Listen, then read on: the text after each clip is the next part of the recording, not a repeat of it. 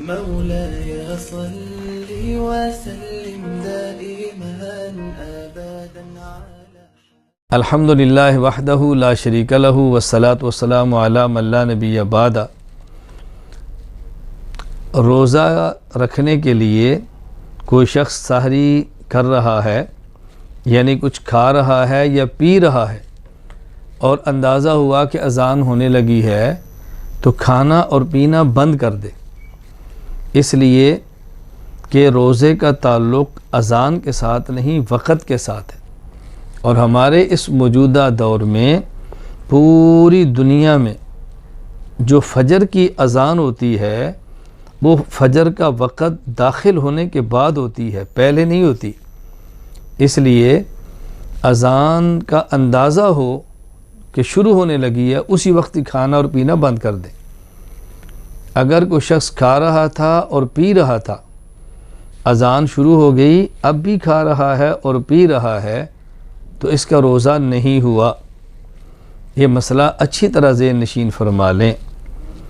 قرآن کریم نے جو بات سمجھائی ہے نا، وَكُلُوا وَاشْرَبُوا حَتَّى يَتَبَيَّنَ لَكُمُ الْخَيْطُ الْأَبْيَضُ مِنَ الْخَيْطِ الْأَسْوَدِ۔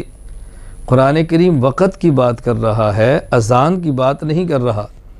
اور چونکہ اذان ہوتی ہی نماز فجر کا وقت داخل ہونے کے بعد ہے، اس لیے اس وقت تک وہ کھاتا اور پیتا رہا تو روزہ نہیں ہوگا۔ ہاں، البتہ یہاں ایک غلط فہمی کا ازالہ کرنا بہت ضروری ہے۔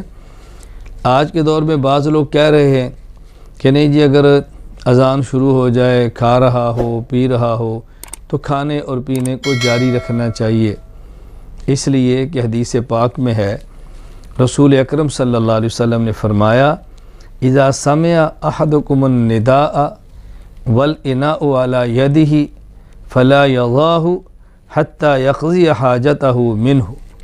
یہ حدیث پاک المستدرک الصحیحین میں موجود ہے کہ نبی کریم صلی اللہ علیہ وسلم نے ارشاد فرمایا، جب تم میں سے کوئی شخص اذان سنے اور برتن اس کے ہاتھ میں ہو، یعنی کھا رہا ہو پی رہا ہو، تو اذان سننے کی وجہ سے اس برتن کو نہ رکھے، یعنی کھانا اور پینا نہ چھوڑے، بلکہ اپنی حاجت پوری کرے، یعنی کھا لے اور پی لے۔ تو جب حدیث پاک میں آ گیا، اللہ کے نبی فرما رہے ہیں کہ اذان شروع ہونے کے بعد بھی کھانا پینا جائز ہے، تو علماء کون ہوتے ہیں، فقہا کون ہوتے ہیں کہ منع کریں؟ ہم نبی پاک کی بات مانیں گے یا علماء فقہا کی بات مانیں گے؟ یہ اچھی طرح اس کا جواب ذہن نشین فرما لیں تاکہ کبھی الجھن نہ ہو۔ اصل بات یہ ہے کہ حضور اکرم صلی اللہ علیہ وسلم کے دور میں صبح 2 اذانیں ہوتی تھیں، اور یہ صحیح مسلم میں موجود ہے۔ حضرت عبداللہ بن عمر رضی اللہ تعالیٰ عنہ میں فرماتے ہیں، کان رسول اللہ صلی اللہ علیہ وسلم مؤذنان بلال وابن ام مکتوم الاعمى۔ نبی کریم صلی اللہ علیہ وسلم نے 2 مؤذن رکھے تھے، ایک حضرت بلال، ایک حضرت عبداللہ بن ام مکتوم رضی اللہ تعالیٰ عنہما، جو کہ نبینے تھے۔ رسول اللہ صلی اللہ علیہ وسلم فرمایا کرتے، ان بلالا یؤذن بلیل فکلوا واشربوا حتی یؤذن ابن ام مکتوم۔ بلال پہلی اذان دیتا ہے جو کہ رات میں ہے، تہجد کے لیے ہے، لہذا بلال کی اذان ہو تو کھاتے پیتے رہا کرو۔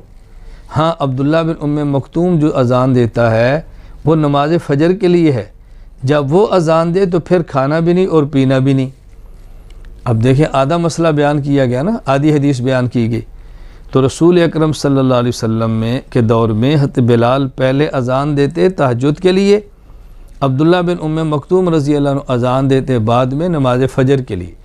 اور یہ جو اذان کے دوران کھانے پینے کی اجازت ہے، یہ وہ پہلی اذان ہے جو حضرت بلال کی ہے، جو تہجد کے وقت میں ہے، اور جو ممانت ہے وہ دوسری اذان پر ہے جو عبداللہ بن ام مکتوم کی ہے رضی اللہ عنہ، نماز والی۔ اور ہم یہی مسئلہ سمجھا رہے ہیں کہ جو نماز فجر کے لیے اذان ہوتی ہے اس وقت کھانا اور پینا جائز نہیں۔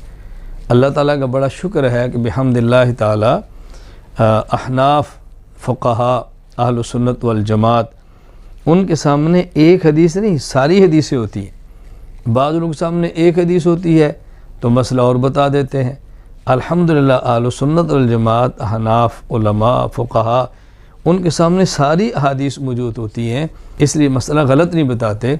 میں اپنے تمام دوستوں سے، بھائیوں سے، ماؤں، بہنوں اور بیٹیوں سے گزارش کروں گا، آپ حضرات ہماری طرف سے جو فقہائے احناف کے مسائل آ رہے ہیں وہ دلائل پر ہوتے ہیں، بغیر دلیل کے نہیں ہوتے۔